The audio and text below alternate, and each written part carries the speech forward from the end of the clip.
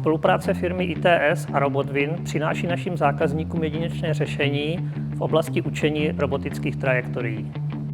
Díky tomuto spojení je schopen získat robotické trajektorie rychle, bezchybně a bez potřeby specialisty. RobotWin senzorická jednotka je připevněna přímo na lakovací pistoli. Nanášení prášku tedy probíhá úplně stejně, jako je lakírník zvyklý. Stačí jen vzít pistoli do ruky a začít lakovat.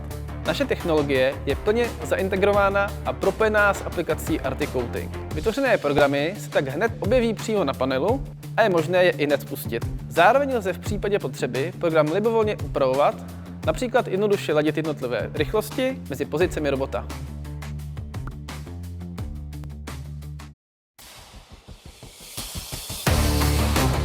Abychom zjednodušili přenos trajektorie z RobotWinu do našeho systému, je vše řešené přes API, které přenese kompletní trajektorii automaticky do našeho terminálu.